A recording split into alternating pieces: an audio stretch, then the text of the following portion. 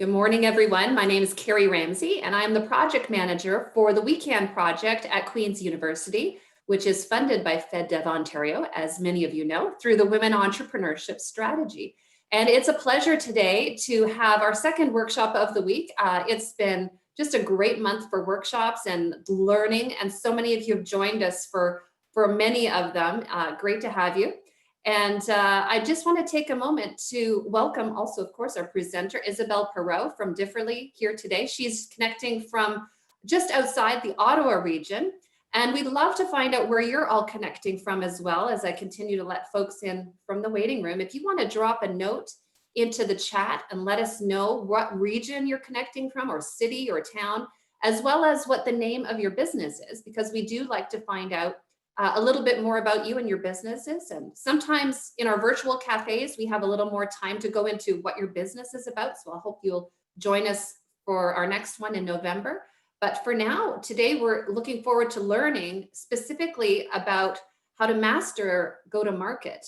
And while you're dropping a note in the chat, thank you for those of you who are doing that, letting us know where you're from.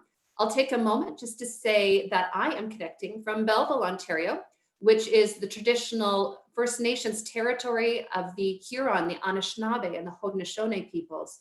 And many of you know that this is the traditional hunting, gathering, and fishing territory of the First Nations people. And I love when I'm speaking to my Indigenous colleagues to get their perspective on land, the sky, and the water, and I enjoy so much speaking to them and getting a different perspective.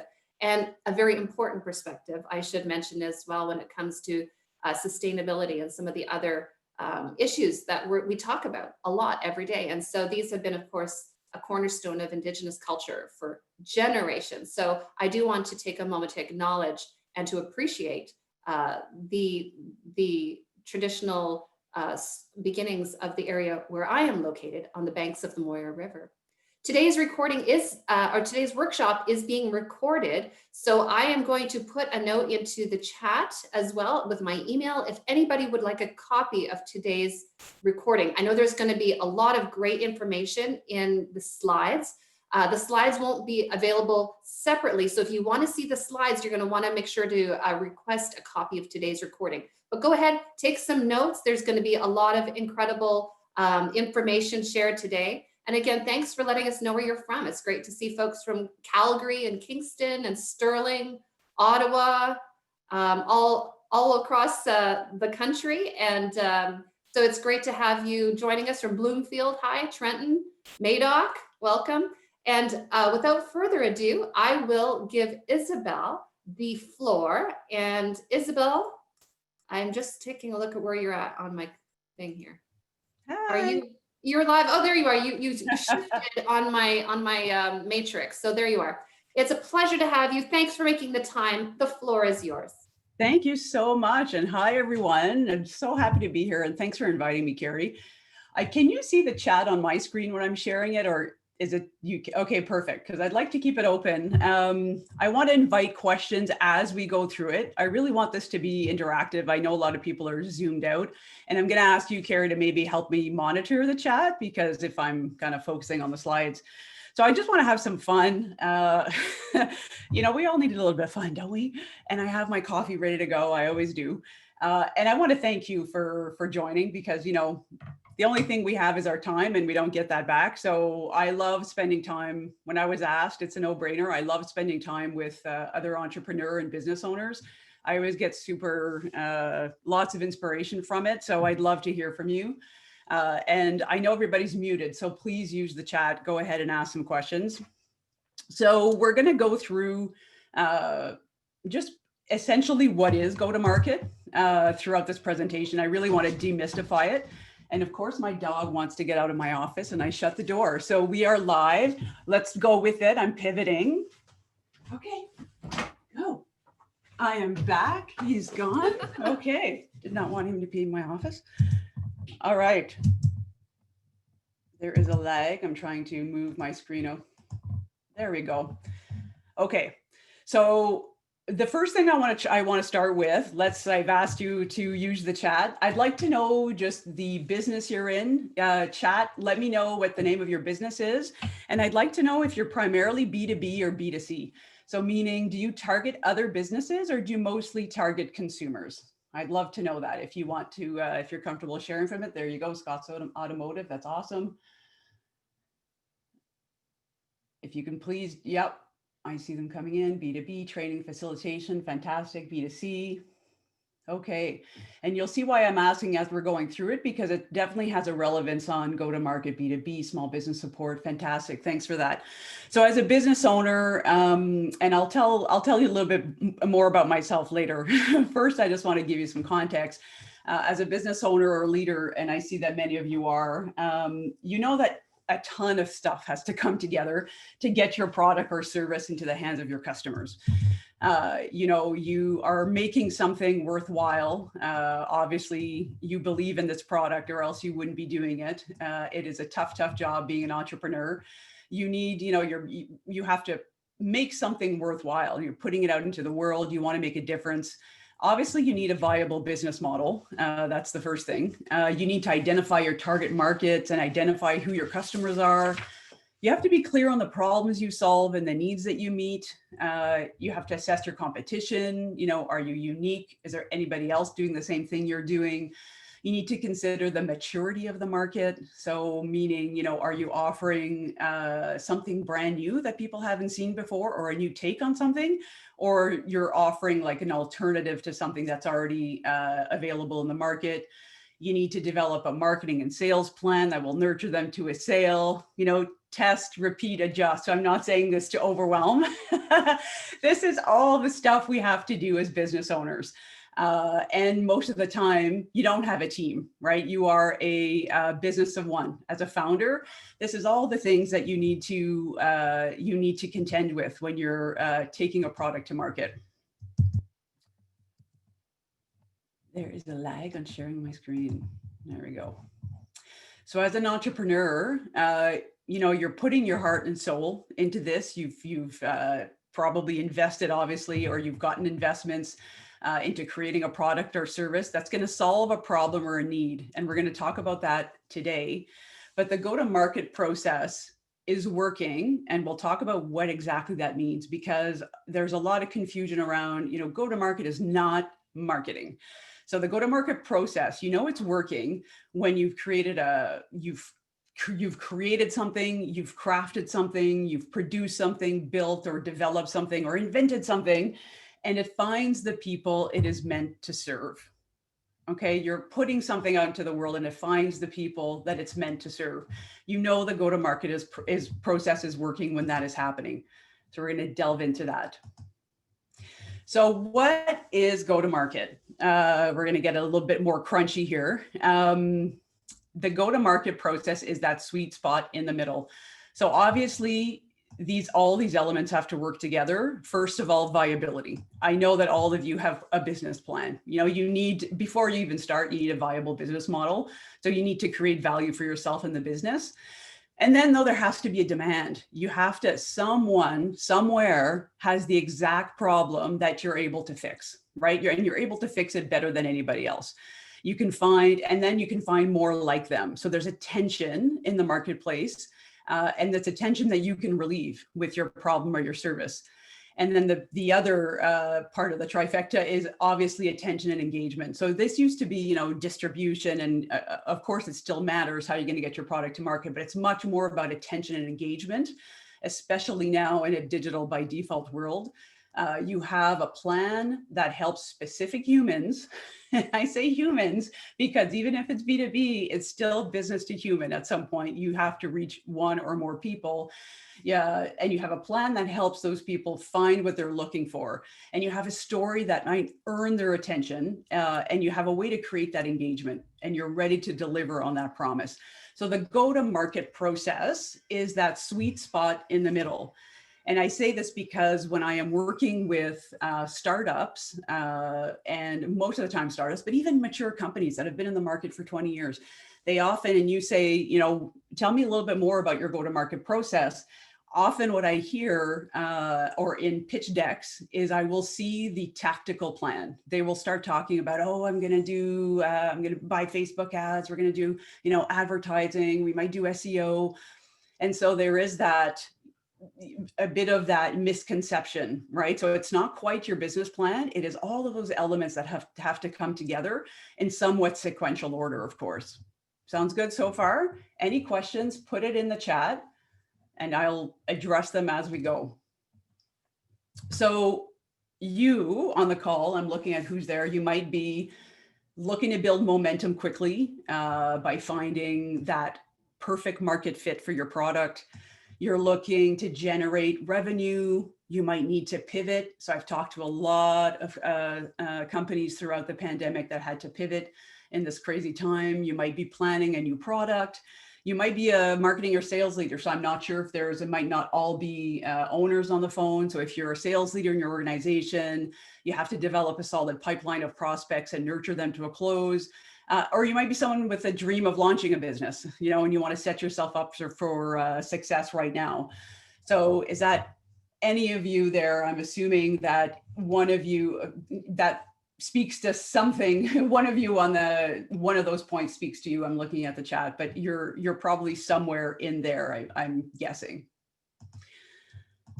So a little bit about, why I care about this and what I'm doing. So 23 years of experience in business and tech and marketing, founder of Differly, which I launched 3 years ago. And we're focused on digital transformation, which is really, a fancy term just for meaning that I really, myself and the team want to help businesses and leaders compete in a digital economy.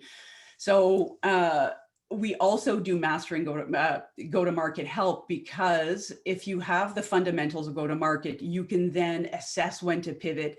You can then determine how you shift your business model. So all of it is tied. And so during the pandemic, it's something that I found was actually quite a need. I was asked to speak on digital transformation because a lot of small businesses obviously had to think about how to go to market differently, had to shift to remote, had to shift to digital tools for their customers.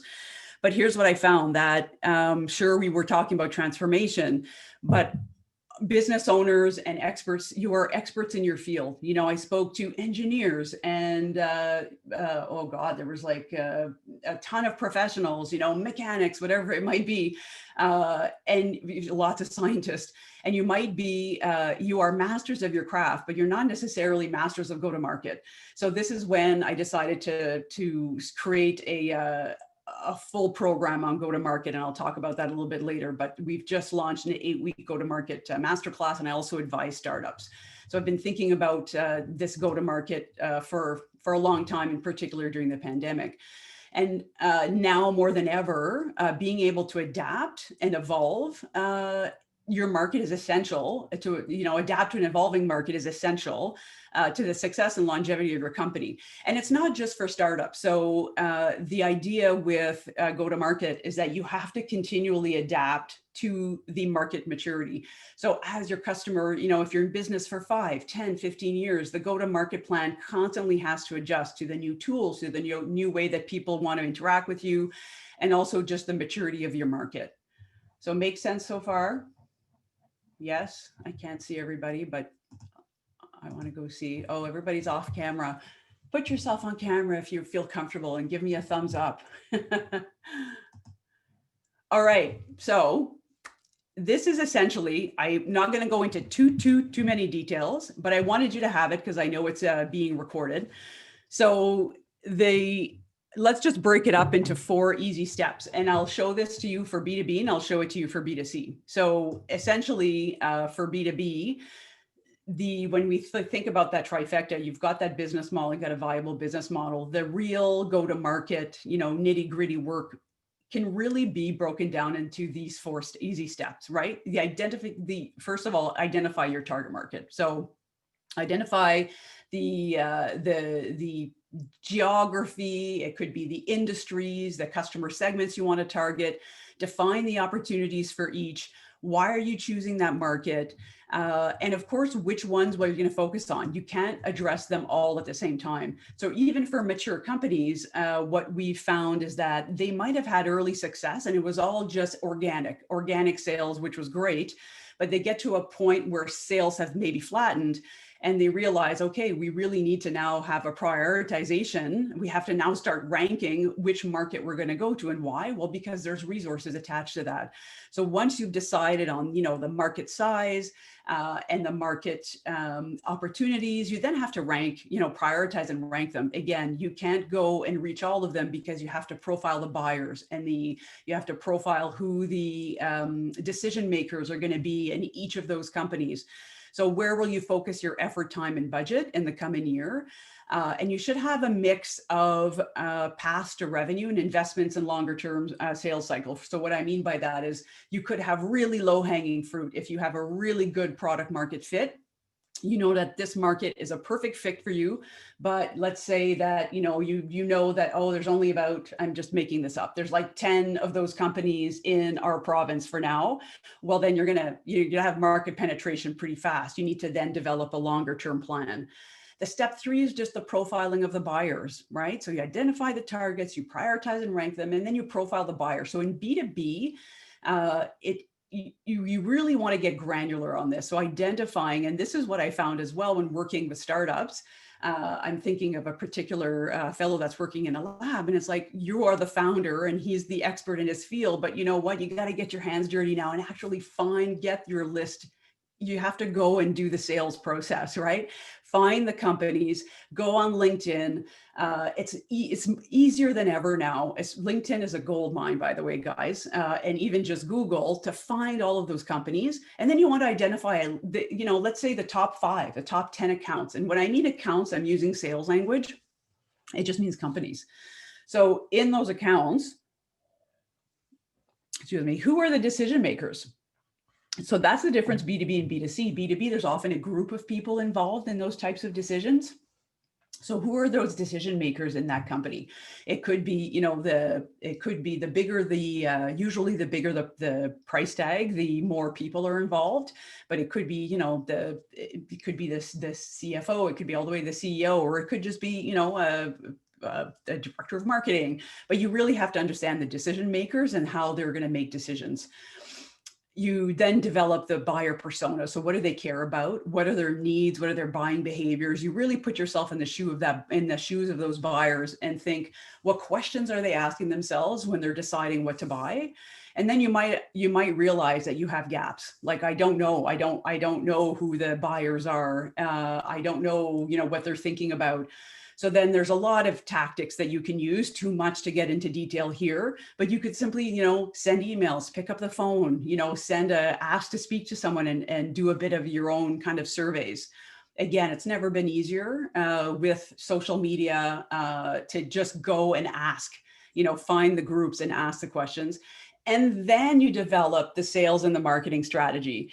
So this is what I find a lot is that when I'm talking or coming in to advise, it's easy to just jump to step 4 because it tends to be what we know. It tends to be what we might be a little bit more comfortable with. Oh, we're going to, we have a Facebook page.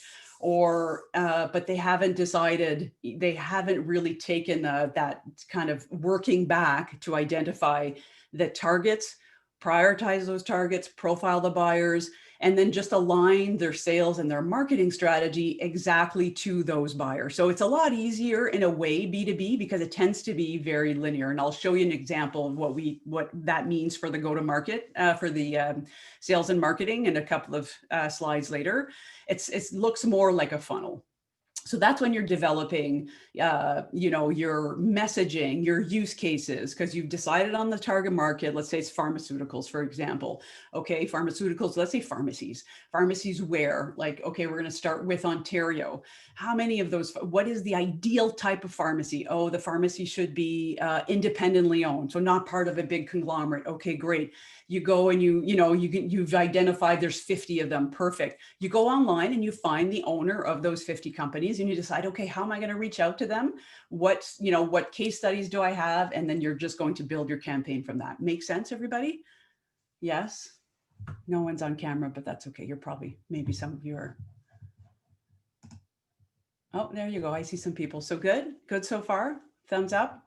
Perfect. Oh, thank you. Look, somebody's in their car. That's awesome. I hope you're not driving. I'm sure you're not. Okay. Okay, now I like to do it on a B2C front because you see that it's the same steps, but it happens a lot quicker. So B2C in some ways, it's easier and it's harder. And I'll explain why. So the B2C part, it's a bit harder because you have no names. You don't know. When you're trying to identify a consumer, you jump right to the target market is more about the segments of consumers that you're looking to target, right? So it's about a buying behavior. It's about, I'm looking for the moms that are this to this age. I'm looking for the elite athletes. I'm looking for the weekend warriors, whatever it may be. That would be considered a segment. And then you really have to be clear on the problems or the needs that you're meeting for that segment. And same thing as the B2B, you want to see who is the ideal customer. We talk about the product market fit. I'm going to repeat it often. Okay. If it feels like you are pushing sand uphill, it is usually a sign that you have a poor product market fit. Either that or there is no response. If there's no response to the product, it could also be the product. Okay. It could be that the product needs to change or or most of the time, however, is that because I like to think no matter what you've created, there is the smallest viable market for it. I really believe that. So it's just that you have not found that perfect market fit. Okay. Because if you're talking to everyone, that's another pitfall. If you're talking to everyone, you're talking to no one. You really need to understand, if you're talking to everyone, you're talking to no one. You really need to understand who that ideal customer is. And then who is, then you develop that persona deeply. What do they care about? What are their behaviors? And again, there might be gaps, but use social media, go on groups, try to develop it and make your best guess. So then step 2 is really attract. So that's a little bit different than B2B because as I mentioned in B2B, you can get a name. It can be a lot easier. You can get a name and you can target them on LinkedIn. You can't do that when you're targeting consumers. So it's all about attraction. And I have to tell you, we'll talk about this in a minute. Content is key. You must show up consistently, wholeheartedly, teach and teach and teach. Before you earn the right to sell. I really like the term earn the right to sell when it comes to B2B. And same thing with B2B. Does that make sense, guys? Earning the right to sell, even with B2B. So what will you do to earn their attention? How are you going to build awareness, for your products and services and through which channels? So typically it's all about content, like I say, and the content should be focused on the needs that you're meeting. So if you're very clear on the problems that you solve and the needs that you meet, guess what? The content should talk about those problems all the time, right? Because if I am a consumer and I'm thinking about something, then I have, in the back of my mind, it's always there about this challenge that I have. And guess what? I happen to fall on a post on Instagram. Somebody shares, oh, have you seen this? Or I'm looking for something on, I'm searching on YouTube like most of us are. And I happen to see a video or a post on LinkedIn, whatever it may be. That is how you will earn my attention because you're speaking to the needs that I have. Then it's about capture and nurture. So step 3, it's how that is the hard part in B2C is how you will capture that attention. So for capturing that attention, and essentially, I'm going to throw out some marketing terms here, and I always like to demystify stuff. But if there's anything that you want me to clarify, by all means, chat about it. It's lead gen, right? Lead gen and customer acquisition. So how are you going to capture that interest? So somebody has seen you at least 3, 4, 5 times. And this is another things that I like to demystify is that you can't do it enough. Sometimes we're so stuck in our bubble, and I do this all the time. I think, oh my God, I'm so tired of talking about this. Like I've talked about it all the time. No, you haven't. Nobody knows you. You know what I mean? That's a hard pill to swallow. You know what I mean? Because we think, I've just talked about it every day. And yeah, because you're living it, you're in it. But trust me, like if you want to grow that audience, you got to keep talking about it. You have to keep showing up. And then it's about how are you going to capture that interest? So things like landing pages with, of course, subscriptions, newsletters, ebooks are fantastic. And by ebook, I don't mean like a long page. It could just be a a quick something of value. It is about an exchange of value at this step. So for example, during the pandemic, early in the pandemic, I was, I was asked, I was talking to a lot of small businesses on how to just digitize, right? Some of them were complete bricks and mortars and had never, some of them didn't have any social media presence at all. Or all of a sudden, think of all the salons and oh my God, what do I do now? I never took online registrations before. So one thing that I did is okay, I just need to put all my thoughts on paper, and I created a kind of an ebook, pause, pivot, propel forward really quickly. There's a great tool called Canva out there that you can use. And I threw it up with a landing page. So that's called, lead generation. So I didn't necessarily want anything from those businesses, but it's a way to capture the interest. It's a way to, know that it's resonating, it's an exchange of value. If they didn't think it was valuable, they wouldn't have put their email addresses in. So this also begs the questions. You're going to need some tools. You're going to need some investment in tools for that customer acquisition and nurturing. So obviously a website, landing pages, MailChimp to capture that information, and a customer relationship management tool, like something to keep those names in order. So then the idea is, or the challenge, I guess, and the opportunity is, once you've captured them, how do you nurture them? So that's step 4. How do you nurture and convert and retain? So which channels are being used to capture that sale? You can capture that sale anywhere now. You can do it on Instagram. You can do it on Facebook. You can do it on your website. There's basically no channel that doesn't have an e-commerce capability by now. And then, of course, is how are you onboarding? How will you surprise and delight once you've converted and retained? And we're going to talk about that importance of that in a little bit. But I wanted to spend a lot of time here, because if you go back to the recording, you can pause this and take a screenshot or ask Carrie. And I have this in a one pager back front to back on this process. I'm happy to share that. Okay, good. Isabelle, there is one question. Yes. It's from Leah. She says, can she be both a B2B and a B2C? She educates businesses, providing corporate training, but hopes their employees will sign up to continue online learning by reviewing sign language they learned during training. 100%. So she can she be both? Yeah. 100%. Yes. And in fact, during the pandemic, is what I found is a lot of companies were moving, and not just during the pandemic, during this digital by default, we're moving to a digital by default economy.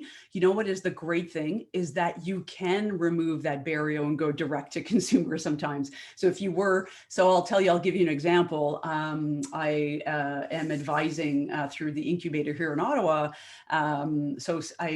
I think, Sim, as you said, you provide sign language. So similarly, she's a leadership coach, and she was always providing it to corporations, right? So she's doing it to corporations. She's giving it to corporations in teams, in person. And then, of course, boom, pandemic hit. And so she had a couple of challenges. It was 2, how do I now move this to online? Perfectly viable business model. Look at how comfortable everybody is on Zoom now, but it does take a bit of a mindset shift on how do you keep people engaged, and how do you provide the content and worksheets and all of that. But then she was also noticing, there was a lot of small businesses or professionals that needed just leadership help themselves individually. So now she developed a whole go-to-market plan to go direct to those leaders, not in the company, so she's not providing an invoice to the company. Now, all of a sudden, she wants to create an online course and an online group coaching product that goes direct to consumer. So now she's doing both. And I would say a good half of the companies that I advise are both. So yes, long answer to say yes. This is wicked. Yes, both. Okay, great. Yes, you can have the sheets. Absolutely. Okay, there you go. Carrie's all over it. Perfect. Okay, and I want to make sure that I leave time for questions. I think we have more than enough time. I tend to talk very fast. I'm trying to slow down. Okay, let's move on. Okay, So that is the go-to-market process, and you usually take it step by step by step. Okay, when I work with companies, I'm a huge believer in the process because I've seen it work. I've seen it work for startups, and I've seen it work for mature companies, where it just takes the guesswork out of it.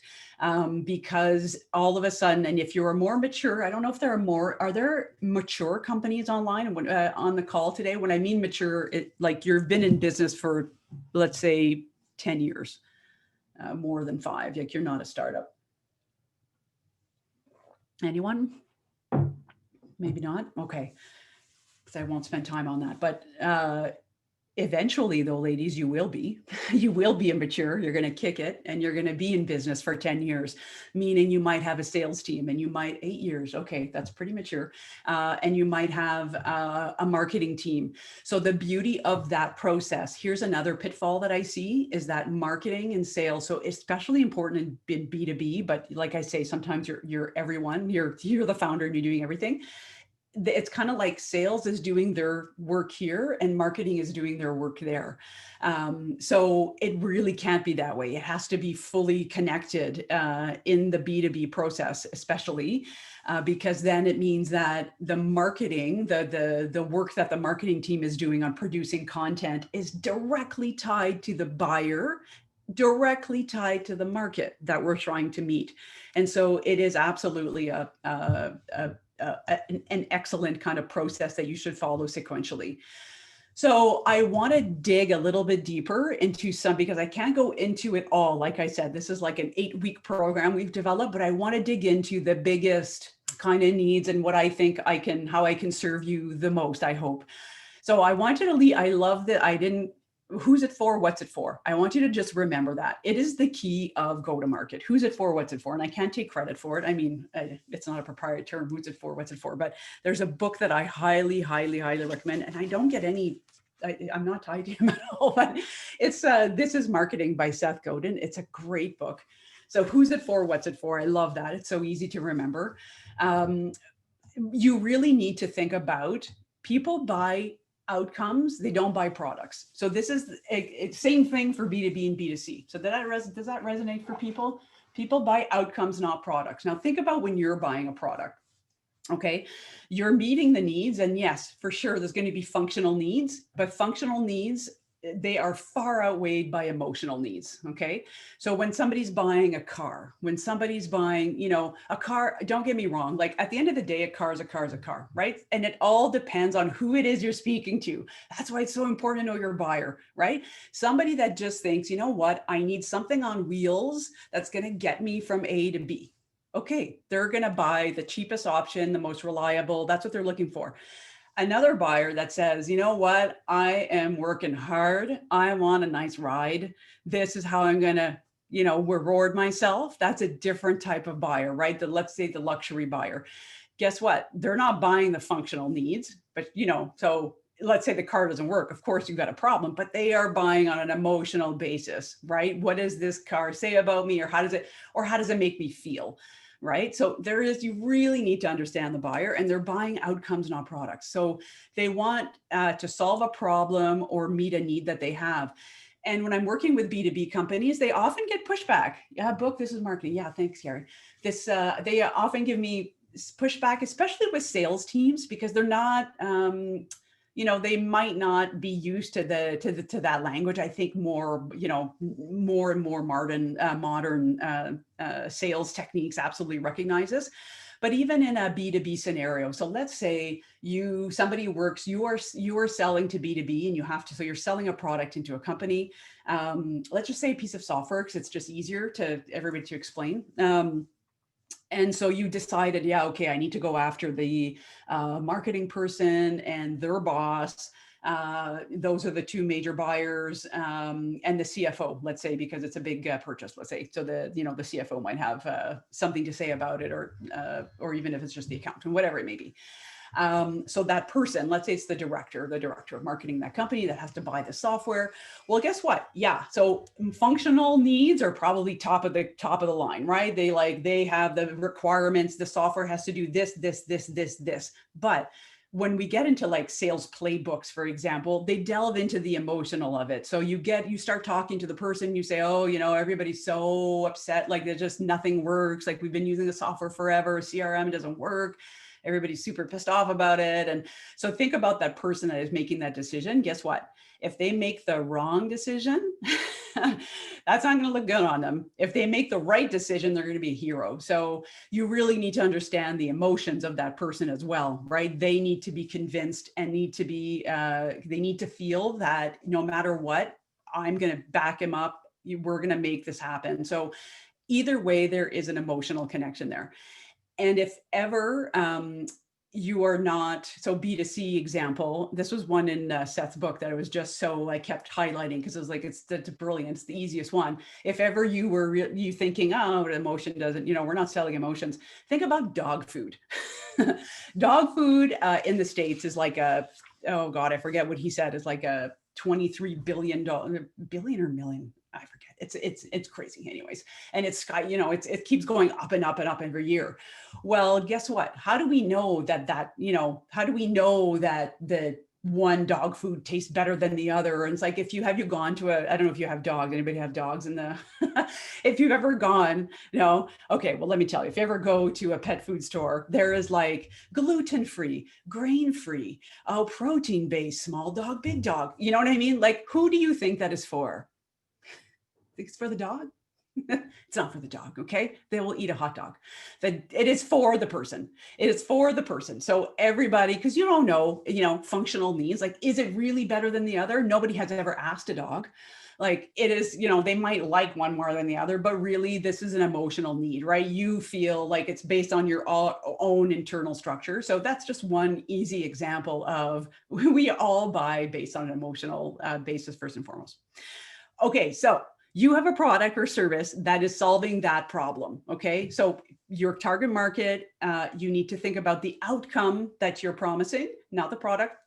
And you have a service that is fixing that problem and meeting that need better or differently than anyone else, hopefully. Okay. So this is the key to product market fit. Good so far? Yes. Okay. I'm going through the screen. Most of you have your camera off. That's okay. Some of you have it on. Give me a thumbs up for those that have it. Thank you. Thank you, Katrina. Jane, thank you. Michelle. Oh, hi, Jane. Alex in your car. Thank you. Oh, okay, good. Someone gave me a thumbs up, Lisa. I love it. Thank you, Lisa Henderson. I appreciate that. Okay. I'm not going to shame the rest of you turning your camera on. Don't worry. All right. We're going to move on. So the easiest way to remember this, both B2B and B2C, is that the customer is the hero and you're the guide. Okay. So a lot of it, when another perfectly easy example is that we're going to go into this in more detail actually, but that, you might go to websites and do this. For your product, I recommend you go and look at some competitors. B2B is notorious for this, okay? Because typically they are knee deep into their product, right? It's like they might be like developers and data analysts and like, or whatever, like engineers, scientists, like they just love their product so much. And you go to the website and you're like, we have the best, we have the leading, they might say, and they talk about the features. So the issue there is that you're making yourself the hero. And we know that in any good story, everything is about storytelling. Okay. Like whatever product you are selling, the customer is the hero and you are the guide. You are the Yoda in the situation. Okay. They are the hero because you're solving, it is your role, our duty as an entrepreneur to solve their problem. Sure. We all want to make money. Everybody wants to make money. Yes. Thumbs up. If you're making money. Yeah. I hear you, Michelle. If you're making money, it is because, yes, amazing book. Sorry, see your amazing book on the topic. Yes, Story Brand by Donald Miller. Exactly. He coined this. So the customer is the hero. So when you think about the problem that, the problem you solve, what type of customer or business is the best fit for your product. So who are you going after and why, right? Which customer are you going after and why? If you've ever done a pitch, so I've never done a pitch myself. I've completely, we're totally bootstrapped, haven't asked for a dollar, but I know that a lot of tech specialties in Ottawa here, full of tech companies, and I've reviewed a ton of pitch decks. And I can tell you that, and also just being involved with angel funds and whatnot, they will ask you two things. They're going to ask you, what is your product market? What is your go-to-market strategy? So now you know what to answer. Okay. What you're not going to say tactical marketing examples. You're going to talk about the problem. Who is your early buyer and the criteria? And why do you solve that problem better than anyone else? So think about where you're going to go fishing. So who is that buyer? And then you're going to talk about why. Why are you targeting that buyer? Okay. And the next thing they're going to ask you too is the competition. We're going to talk about that in a minute. Okay. Let's talk about a couple of blunders that I want you to avoid. Okay. And we just mentioned the first one. I went ahead of myself. So it's all about you. That's the first blunder. Leading up with about us instead of the customer needs. So I want to challenge you to go on your own website right now and see if you are talking about you before you're talking about the customer. So go to your website right now and see if I challenge you to go through the whole process. Have you identified those buyers? Have you identified the market? So I'm speaking in general terms now, B2B and B2C. And when you go to the website, not just your website, when you look at all of your material, are you talking about the problems that you solve first and foremost? Okay. So what I see is that they talk about the products a lot versus the outcomes they will achieve. So you need to talk about the problem the customer has, show empathy for that problem. Then you talk about the needs, how you're meeting that needs. And then you talk about, guess what? All of a sudden you've shown empathy. The person says, oh yeah, I can see myself in this. And now they're looking for proof. Okay. Now they're looking for, okay, well, tell me more. You've earned my attention for now. Right. And typically it takes 2 or 3, 4, 5, 7 to 15. It will take the time it takes, but now you talk about the product. Okay. But worse than that, I also see boom, like in pitch decks and then like the website, the features of those products. So not only they're talking about the products, they're going deep into the features. You haven't earned the right to sell that yet. Okay. Or trying to communicate all the benefits at once. It's like an onion. Okay. Like you really got to start with the high level. And even if you do have a lot of products, so this is a challenge more for mature companies where they have, they might have lots of different, and we're getting into branding a little bit, but you might have a lot of different lines of business, or even for you as a business owner, small business owner, you might have 3 or 4 or 5 different products that you're selling. It could be a coaching package and a corporate package and a this and that. You still need that overarching message that fits all of them. And then like the one problem that you solve that applies to all of them. And then you start drilling down. And that is where the process comes in handy, because you can then change your messaging by the type of customer or the type of buyer. Okay, good so far? Yeah, so agree that people aren't looking to buy products. So service, looking to buy transformation, exactly. Oh, I went too fast. Okay. The second blunder, and this is maybe more common in the tech space, we don't have any competition. Really? So here's the demystifying one. Okay, it has never been easier. So it might be true. Don't get me wrong. It might be true that you have, but let me talk to you about the 3 different types of competition that you're up against. So first of all, it's never been easier to just Google your competition. Like it's just Google the keywords, Google you can Google anything, go to Facebook, look for groups that are talking about your market. You can go to LinkedIn and see if there are any associations. Like it's just never been, there's no excuse for not understanding your competition this day and age. And it's also from a pitch deck perspective and a funding perspective. Like I said, they'll ask you, tell me about your go-to-market strategy and tell me about your competition, because so they want to know, who else is doing this. So, They're going to ask you things like, tell me about the market you're entering. Tell me about the needs that you're meeting, which we just talked about. Tell me about your competitors. And also, even if you're not seeking funding, by the way, this is just important. Why have others succeeded and why have they failed in the past? That's really important to understand from a go-to-market perspective, because you don't want to recreate those, you want to learn from that. So the more data and the knowledge that you have on this is ideal. But here's the thing with the three types of competition. So there is direct, which is, somebody else is providing the exact same product you are. So it's just a very similar product or service. So this happens a lot, especially kind of in the service industry, let's say. So in that case, your differentiators have to be really apparent, okay? Like somebody has to say, why them, not us? So this becomes more of a branding challenge, because they have to feel themselves, people, and again, Seth goes and says this, people like us do things like this. We are tribal by nature, right? So if you have direct competition, it's really, you need to, your differentiators have to be very clear, or your customer experience is way better. That usually wins out. The alternative is that you're fixing the same problem, but in an alternative way. So this, the easiest one, let's just think, tea shop versus coffee shop. Let's just put it, that's the easiest one. But of course, in the tech landscape, there are a gazillion different alternatives. Just, there's a million different ways to skin a cat, right? Like I have project management challenges. Well, think about all of the massive apps out there right now, right? Like that, I don't know about you, I'm seeing apps for Asana, I don't know why they've targeted, somehow I've posted something and I'm being retargeted like crazy.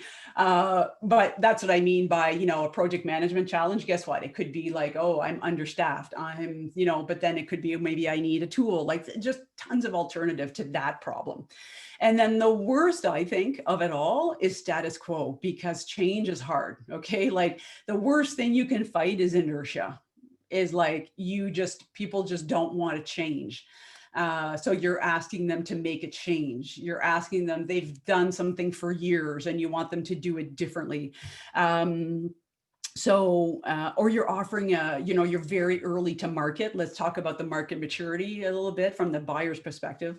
They haven't seen your type of problem before, and they've been doing it for years this way. So status quo is a massive, massive competitor. So in this case, let's flip it, and you have to say the risk of not choosing your product has to be clear. So this is where the risk of not going with you, well, guess what? Guess what you're losing? The theory of risk aversion. Most people are more motivated by the loss of $100 than gaining $100. Okay, so it's kind of like, guess what? By not considering my product, you are maybe X, Y, and Z, for example. So the risk of not choosing it. So in other words, you want to be clear on the pain that you're avoiding, okay? Isabelle, there is a question. Do you have a chance to answer now? Yes. Can you read it? So Michelle has said on the previous slide, you had indicated not to communicate all the benefits at once. Could you elaborate on that? Yeah. So don't communicate all the features at once and all the benefits at once. So it's you have to do it like an onion again. Like, so for example, let's say it's like dating, let's say you meet a customer for the first time and you just like, let's say you're dating, you're like, I have 3 cats. I've been divorced. I'm going to, I love a car. I love this. I drive a car. That's what it feels like sometimes. Like when you're working with in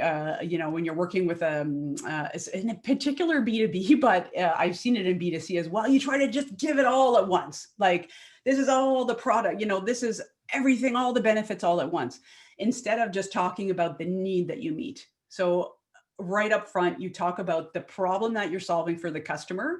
Okay, so the people buy why you're doing something, not, they don't necessarily buy what you do at first. They buy why you're doing it. Like, why you care? Why am I motivated by this? I'm motivated by sharing this with you because I'm an entrepreneur myself.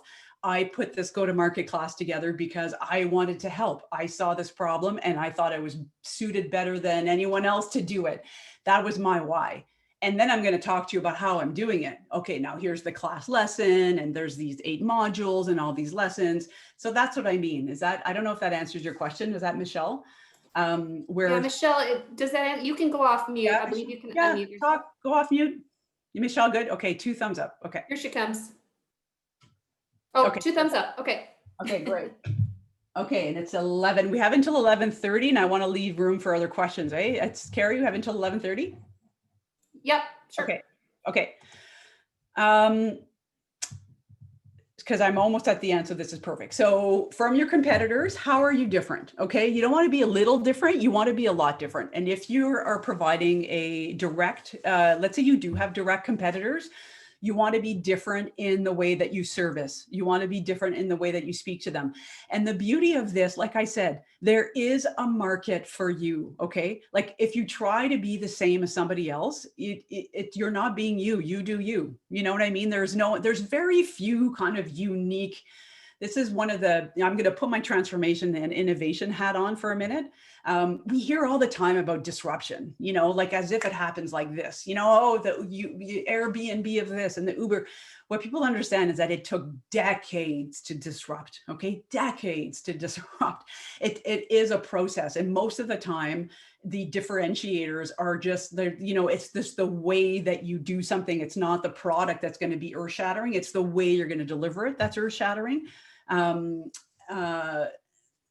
So, and I mean, somebody on the call might go, I have a patent. It's a totally new thing. I'm going to go like, right. Of course, there's always going to be that exception where you're doing something completely new. Then, of course, you're battling kind of the status quo. So this is all about how are you different from an experience perspective, or how is your, you might be selling the same product in the instance of a B2B, but guess what? Your customer support after is through the roof. You've removed all the barriers. This is where a lot of digital startups are disrupting, because they're digital by default when they first started, and that's why we think about disruption and innovation so much. Like all of a sudden, you might have a company that's been established for 20 years and they had bricks and mortar and they had this and that, and then like a nimble, startup comes up and they're just fully digital, like they removed all the barriers, they've got the tech there. So that is a major differentiator for them, even though they're selling the same product, as an example. So I want you to look at as well, the positioning in the marketplace. So when you're doing a competitive assessment, of course, there's the competitive assessment you're going to do on the business side of things, okay? The business model side of things. I also want you to look at it just from a pure, this is fun to have some fun with it. I like to do this. It's just like Google, who else is doing and how are they positioning themselves? What words they're using in the marketplace? Are you targeting the same people? You got to be aware of that. Is there enough of a market? Like, of course, I really do feel in the kind of abundance mindset where there's a market for everyone. You just need to find it. But what message are you using? What channels? What are they using? What marketing channels are they using? I saw when we were all on mute, somebody was talking about TikTok. Why not use TikTok? Test and learn, see if it can work for you.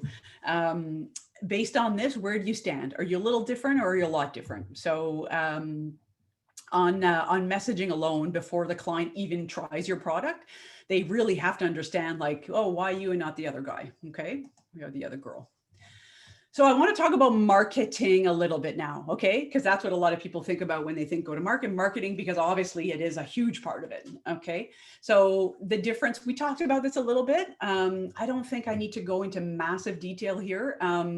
Because I think you kind of got the nuance, right? Where the path to purchase, and I'll show you the difference between the funnel and the life cycle. So the path to purchase for B2B, you're typically communicating to a group, lots of, long sales cycle. It can take several months, right? The path to purchase is more linear. And it's usually a little bit more straightforward because you know who you're targeting. Versus B2C, you got to earn it. You're looking for the attention of a single person. You got to break through them. the noise, and that can happen in a matter of minutes. Like imagine, you're, I don't know about you, this happens to me all the time. Like I'm surfing or I'm on Instagram and all of a sudden a sponsored post comes up and I'm down, I'm gone, down a rabbit hole of like, oh, those are cute boots. And like all of a sudden I bought, so it can happen in a matter of minutes. So it's a lot harder to map the path to purchase. That's what I mean by path to purchase when you talk about B2C, and typically why you need tools at the outset. And again, I'm happy to, this is a lot to go through. I can answer questions later, but you usually do need a pretty big marketing tech stack. Like you do need some tools to try to stack to kind of track that. So funnel. Is anybody familiar with the funnel? Has anybody heard that term? Give me a heads up. Tell me in the chat if you're especially B2B. Anybody heard that term? Funnel? Yes. Okay, Jenny, thank you. So if you've worked for okay. Oh, Anna Karina, hi. Great, this is helpful. Okay, so if ever you've worked with, I don't know if you were all entrepreneurs from the get-go. I wasn't. So for a long time, I was head of marketing and digital for the Ottawa Senators Hockey Club. So it was both B2C, it was both, very fan kind of quick, and it was B2B because we're targeting people for boxes, and we're targeting people for season seats, corporate buyers. So this is more the funnel process when it's B2B, okay? So it's your objectives at the top, like we talked about. Remember, you're gonna attract, you're gonna nurture, you're gonna close, help succeed. But then you gotta think about the customer phase, okay? So the customer, as you're trying to attract, they might not even be aware of you. They're just like, well, you have to get on there. So all of a sudden they become aware of a certain problem that they might need to fix in a B2B environment. They're gonna look to research, educate themselves, because there's a group of buyers involved. There's more at stake if you're a B2B buyer, okay? I'm talking about the buyer. They're going to consider it. So that's where a lot of buyers come in here, the multiple buyer phase. They're going to evaluate it. They probably submitted you might have a proposal to submit, there might be a committee, who knows, right? For smaller companies, it might just be you and you talk to the other CEO, which is a lot easier. And then there's justification. So let's say your buyer said, yeah, I want to work with you, Isabelle. I want to hire differently. I just have to go and pitch it to X, Y, and Z. How many times have you heard that? So then what to consider on the marketing side is, okay, well, what type of content? So if you see the bottom of the screen, it's aligned to the funnel phases. What type of content will generate that conversation? How are we going to reach out? How can we accelerate the sales cycle by supporting their evaluation? What kind of collateral do we need? So this is where sales and marketing really work together, because there's inbound and there's an outbound process. Inbound and outbound. So outbound would be like, I've identified the buyer, and guess what? You're going to pick up the phone and call these 5 companies and see if you can talk to someone. But then remember what I talked about on earning the attention, right? You're going to start you're going to post on LinkedIn about the problems you solve, and you're going to try to get some ebooks or landing pages. Well, then all of a sudden you might have links coming in. We call that inbound. You might have people coming in inbound. So you have to, it's both inbound and outbound typically when you're doing B2B.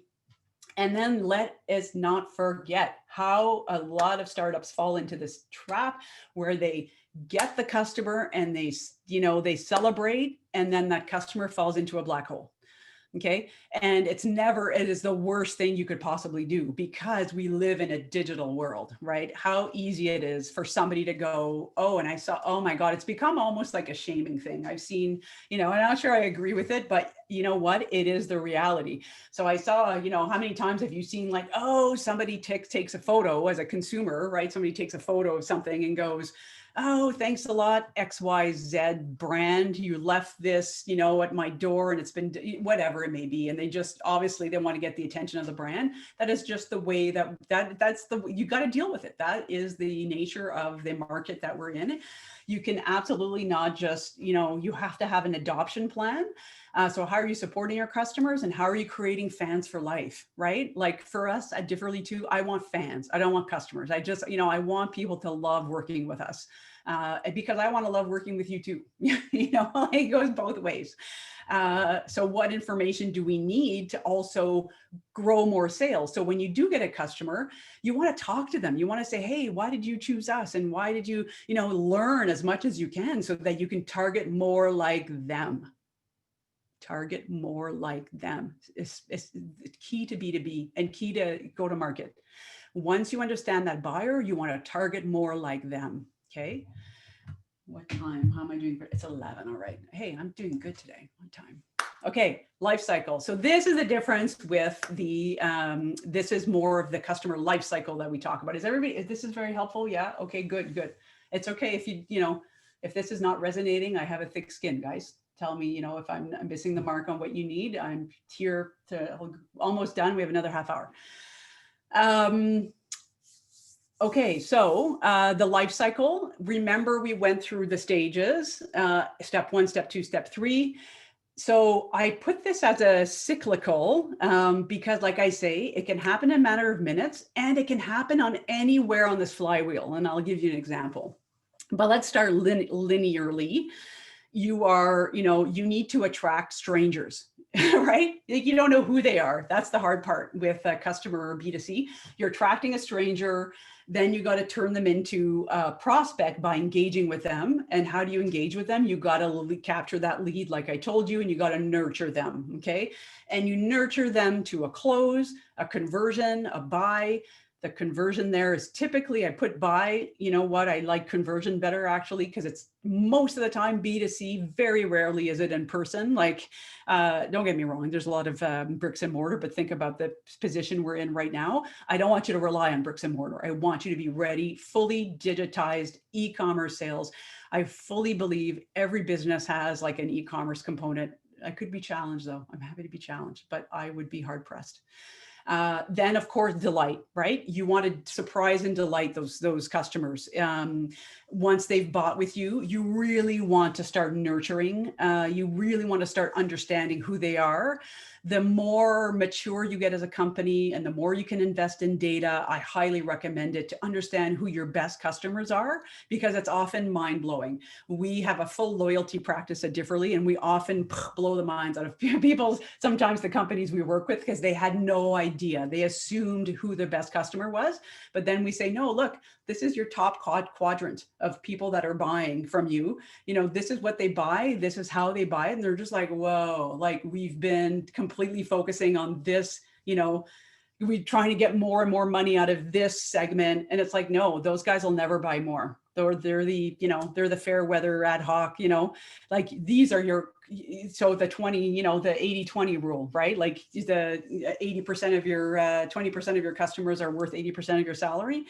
Your salary, well, if you're a founder, it is, of your business. Am I right? Yes. So it really is about understanding who those power kind of customers are, and they're your brand promoters, and just showing them love. And here's a little nugget for you that I cannot get into detail now, but we have this methodology at Differly called moving the middle. I just want to give you a little nugget of, there are the biggest opportunity of revenue growth for B2C is that middle buyer. So, those champions, all you have to do is treat them well, right? You treat them well and you keep showing them love. It is the middle buyer that has the most potential. So we call it moving the middle, the most potential. Like if they buy one more thing. So we used to say this at the Senators, right? If we kept focus, like a big focus, of course, was on the premium buyer, but guess what? That person that comes to one game, if we get them to come to another game, or if you get them to buy one other product, come one other time in your store, buy one other thing, all of a sudden it could be worth millions, right? We call that moving the middle. Enough about that. I'm going to get all excited because I'm passionate about this. So data, I guess, is my point. Okay. So the thing with the delight and the importance here is that it has to be a unified customer experience. I'm sure you've seen this. That the experience is different. And I'm not going to say it's easy. This is hard, guys. Like it takes a long time. You want the experience to be the same on whatever channel you're whatever channel you're operating on. So let's say you have a multitude of social media and you have a website and you have a bricks and mortar presence. You want that feeling to be, the same, the brand experience to be as high level as possible. But, you know, we still see where in person, let's say more traditional businesses in person, it's like fantastic, you know, like they're just so great. But then you go to the website or you try to buy something and it's like broken or it's hard and it impacts the brand, unfortunately. Okay. So we talked about the funnel and we talked about the life cycle. That is the difference. In step 4, do you remember when I talked about the go-to-market process? Step 4, essentially everything I talked about is step 4. And that's where most companies start from a go-to-market perspective. They forget about all the important stuff at the beginning. Okay. Life cycle. How much time do we have? You know what? I'm going to, if anybody wants, because I want to leave time for questions.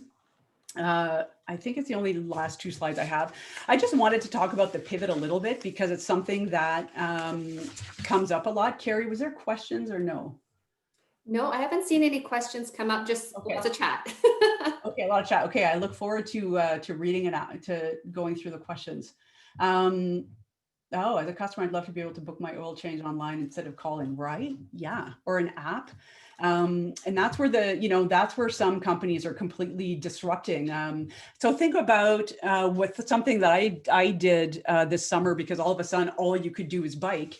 Think about those mobile bike shops. You know, like what you see a lot of disruptors, you know, or let's just say companies, what they do a lot is they try to like break up the market into, it's a perfect example of go to market for the smallest viable market. So think about the bricks and mortar shops. Like there's, you know, there are massive, you know, well-known bike shops in Ottawa, and I'm sure in your area as well, where there's a certain market for that because it's like the bike clubs go there and you cut, like I love going to that, you know, to those shops. Because you just get like tons of really expert opinion and you're part of a community. But then there is a market, which I'm probably more part of. You know, I got 3 kids. And we just like, oh, the chain fell and this and that. And we haven't, you know what I mean? And so guess what? So I called the bike shop and there's, oh, I can't get, you know, like a hold because they're so busy all of a sudden and I can't get in for 2 weeks. Guess what? So I searched online and I found, you know, there was an app, but there was also the mobile bike shops, right? It's like, oh my God, how easy is this? I download the app and I pick my time. You don't tell me what you have available. I pick my time, right? I go, oh, this is perfect. I wanted to have it 4. Okay. You know, and how many bikes, this, pick your package. Do you want the basic premium, whatever? Yes. And it sends me a text. And then it sends me another text when they're on their way. You know what I mean? Like, so that is just about knowing your market. They are targeting to the busy parent that just, you know, I want to do it my way. I want to do it online. So just, I don't know why I got into that train of thought. Oh, because you want to book your oil. Yeah. Anyways, that's where I got down that train of thought. But it's just an example of go-to market. That wasn't a marketing play per se. It was a go-to market play. And I want to talk about pivot a little bit because I talked a lot about this during the pandemic. There's just a ton of questions about pivot.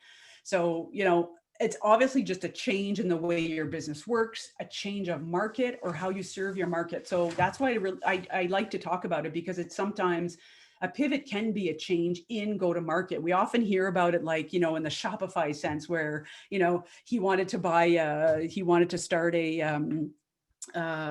voyons une planche en anglais is skateboard. He wanted to do build a skateboard business, but he realized it was, you know, so poor that he decided to get into, there was nothing to sell online. All of a sudden that was a big pivot. He decided to pivot to build stores.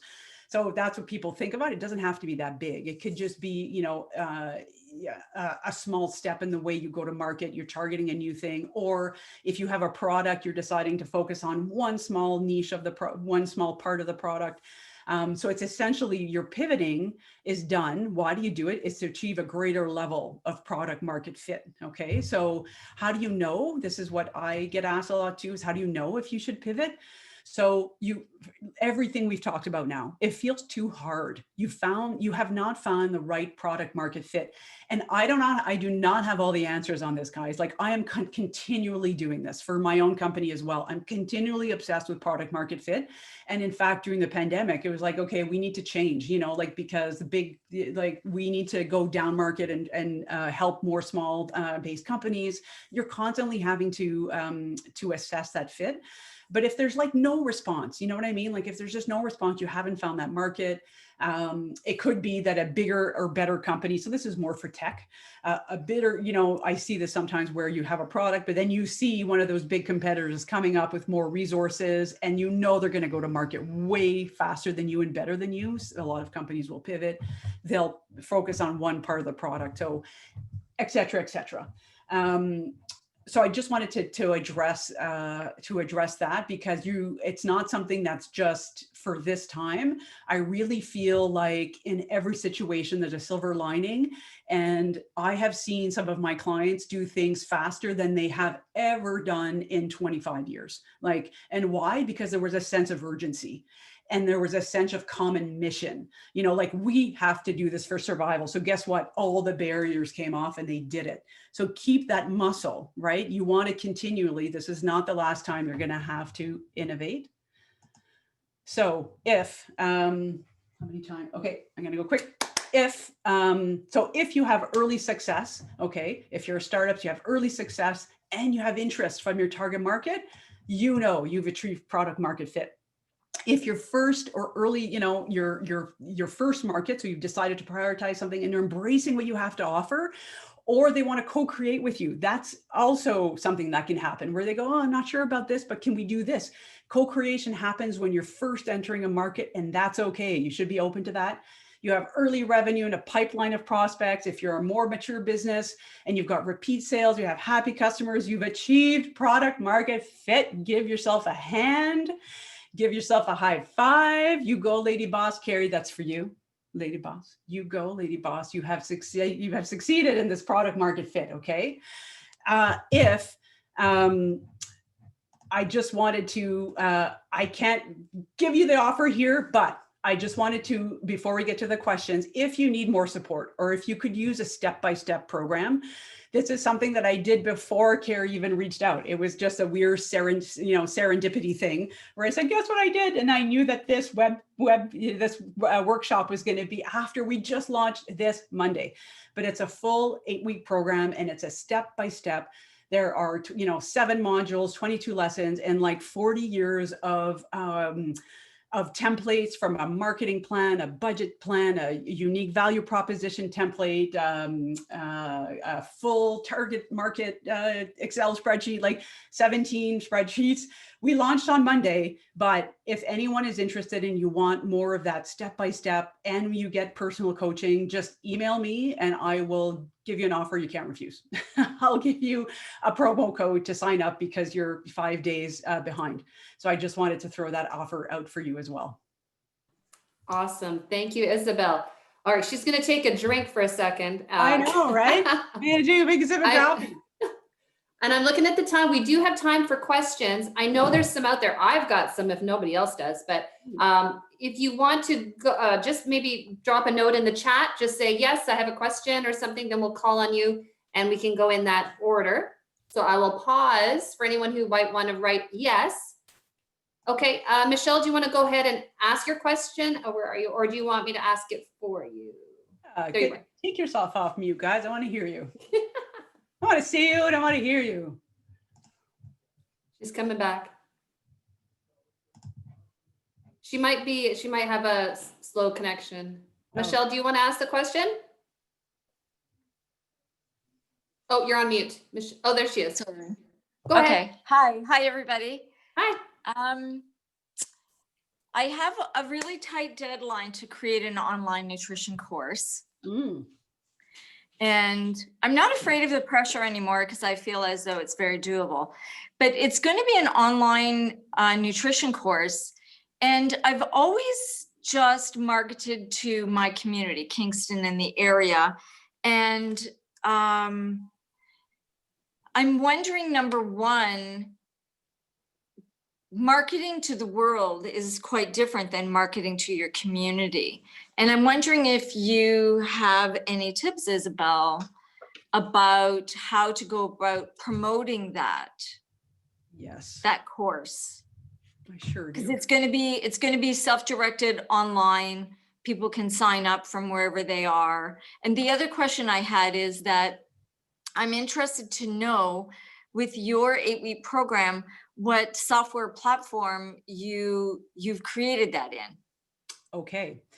So I can give you tips. Can I give you tips on your nutrition market? No, because I don't know that market, but I just went through this. So with this course. So congratulations, first of all, guys. The knowledge industry, the course industry is going to be $1 billion a day industry by 2030. Like crazy. There, even if you get an intestinal small piece of that market, I do think it's a booming market. So Michelle, I just want to see you when I'm talking to you. I forget where you are. Michelle, I use Kajabi.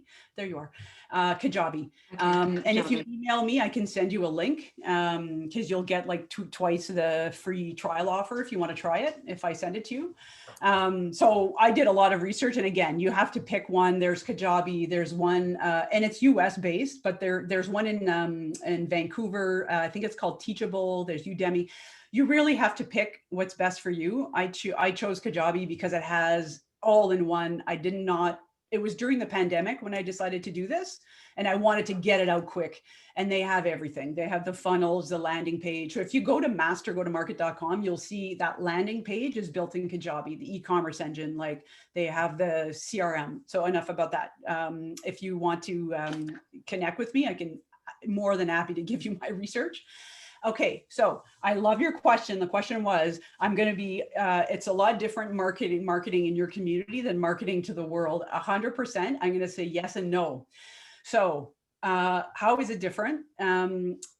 So how is it easier? Let's say it's different marketing to your community. So I did a lot of that when I first launched the course because I wanted to be really quick and have it done before Christmas. I wanted people to have this done before 2021. And I knew that I wasn't going to reach a broad global market in my first go. So I went to my warm market. Okay. Always start with your warm market. This is the beauty, guys, of creating content, is that you are creating. I was telling Carrie, like, wow, you have a great, fantastic audience on LinkedIn. People are really responding to you. That is creating a market. So if ever Carrie decided to launch an online course, she would have a warm market to go to. Okay. Very important to, but even if you have a small, you don't have a big list yet, you can still start with that list, right? So you go to your warm market first. People know you have credibility. Now, here's the difference by going outside. Outside is that you do not have that credibility, right? So I would love to I want to just bust this open. This course and your course, there is no boundary to it. There's no boundary to it. They don't have to know that, oh, like anybody can buy this. So I was just on a masterclass yesterday offered by 2 people in the States. It was about PR. And anyways, I saw there was like 150 people that had bought because they were all in the Zoom, and they were from every part of the country because they've developed a following. Like you can follow anybody on LinkedIn and on social media and on YouTube. And if you, so the idea is content. That is how you bust through your local market, is that you build credibility via content. And they have to show you. So like this masterclass I just bought, they literally sent me, and they're pretty aggressive, but guess what? It worked. And I knew them. I even knew them. And I bought a product for them before, but I literally got like 15 emails from them. I read maybe 3. But I knew that they were, and it was always like last chance, it was like this and this and this. And then, hey, finally it was all that last chance. And I was like, okay, I decided to do it. So that's what I mean. You think you're communicating too much. You're not. Never, ever, ever. So Michelle, what kind of content are you creating right now to bust, to grow that audience? And of course, who are you creating content for? Don't forget about that. Follow the steps in the B2C. And make sure you understand the problems you're solving and who has those problems. And I bet you there's no geographical boundary to people that have those problems, right? So now you need to start creating content that speaks to those issues. Does that answer your question? Okay. Yeah. Yes. It's the lead up, actually. It's not just the launch of the program, but the lead up before, like with the content to build the funnel. Yeah, to build the funnel. Yes, exactly. Yeah. Yeah. So I want to get to other questions, and I can so let me just say this to you. So on so this course, for example, you know what? I did go follow, let's go connect on LinkedIn together. You'll see that I did a video with my co-instructor on LinkedIn, you know, and we introduced it. I did posts on Facebook and on Instagram. I did sharing of content, like, okay, if you have these 4 problems, you know, and I talked about the go-to-market process. So I gave myself 3 weeks only because I knew I would be targeting my warm market. I already had a bit of credibility on this. So that's exactly, you don't want that to stop you though. Like you want to create, have you already created the course? No. Okay, so here's the next biggest tip I can give to you. Try to sell it before you build it. It has never been easier to co-create. Go ask your warm market. Hey, I'm thinking about doing this. Here's the lessons I'm thinking about doing. Does this resonate with you? Like before you build the whole thing and spend the money and do the videos, and then you realize, oh, it didn't hit the mark. That's the other big tip I can give you. Thank you. That's a good tip. Thank you. You're welcome. So Isabelle, Jackie has a question. Jackie, do you want to ask it or you want me to ask it for you? Jackie, okay. Hi, Jackie. We can't hear you again today. I don't know why. Right. Volume on my speaker. How's that? Turn the volume on the mic. We got you. There you go. Hi, Jackie. Hi, Isabelle. Thank you. Thoughts on lead magnets, on increasing, you're talking about before you launch a program and being ready and doing a beta test of your program. Maybe what are your thoughts on lead magnets to increase your list so when you do go to market, you've got more names? Are you B2C? I am mostly B2B. Oh, B2B. Okay. B2B would be anything that is very, very valuable to the decision maker in making that decision. So a comparison of products and including everything, not just yours, right? Like, Salesforce just launched something that was really nice, but you know, of course they're Salesforce, so they have a lot of resources, but it was like a quiz. Quiz works really well, you know, but you could do it super easy in Instagram. You can launch a little poll on Instagram and on Facebook to say, you know, are you thinking about X, Y, and Z? So of course, if you're B2B, you have to understand where your market is. So it's probably, you know, you're looking at a group of buyers. Again, LinkedIn is a good one. LinkedIn is a great one, actually.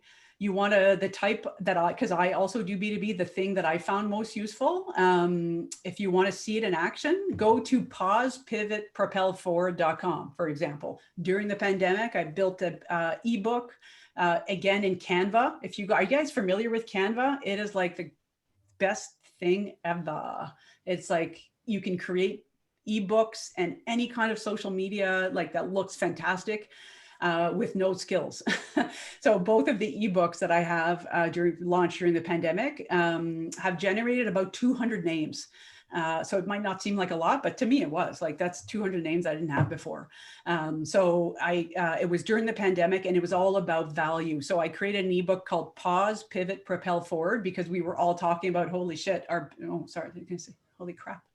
Our businesses are on pause, or they were like, I need to pivot. Or do you just like, you know, so anyways, it was just a cool little marketing play, pause, pivot, propel forward. But essentially I gave value, I think, in that book, because I said, okay, here's what you need to think about. Here's the steps. Here's how you make that decision.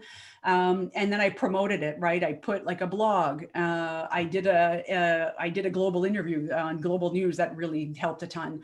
But I had a really easy URL as well, pausepivotpropelforward.com. And it was valuable enough that people gave me their name. And now you can't abuse that, right? You can't be like, hey, thanks for doing this. Boom, buy this service. Like you got to nurture them. But it's all about value. And it's an exchange of value. We've all downloaded stuff, right? We've all given our name, like quizzes. How many quizzes? Oh God, Lord, given, you know, they catch you with a little quiz on like, are you this or are you that? And you're like, I know you're gonna just, okay. Because you're just like, I wanna know who I am, what kind of person I am. But guess what? You can unsubscribe at any time.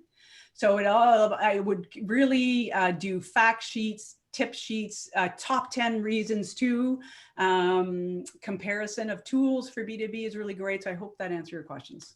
Those are good. Yes, thank you. Okay. And to your point, resource sheets as well. You might have said that one, but top 10 tools for XYZ. Cheat sheets, like, so the go-to-market Yeah. process that I showed you, I have that on a 2-page cheat sheet. I will give that away 100%, for free. And sometimes I don't always I don't demand an email from it. Sometimes I'll just post it and say here, because again, it builds credibility. They'll remember that I gave this for free and they'll be like, oh yeah, it builds credibility. But then if I go out with a bigger product, then I'll ask for an email. So it's all about exchange of value. So true. All right, we have 5 minutes left. Any other questions, folks? I've had a lot of positive comments in the chat.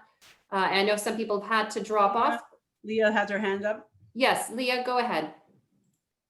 So do you want to put it in the chat? Or Leah, were you maybe talking to your interpreter? Oh, okay. We'll just wait just a moment. Okay.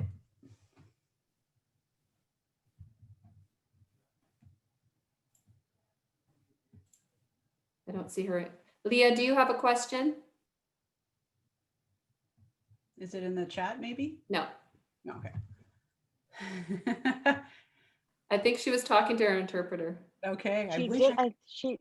She did have a question. It was in the chat and she was signing to her interpreter. I was watching her. So okay. I think she was asking about something about accessibility. So I don't know where the chat, I can't see my chat screen right now. Yeah, is the masterclass accessible? Does it have Aaron need options? Not everything works for every individual. Is that it?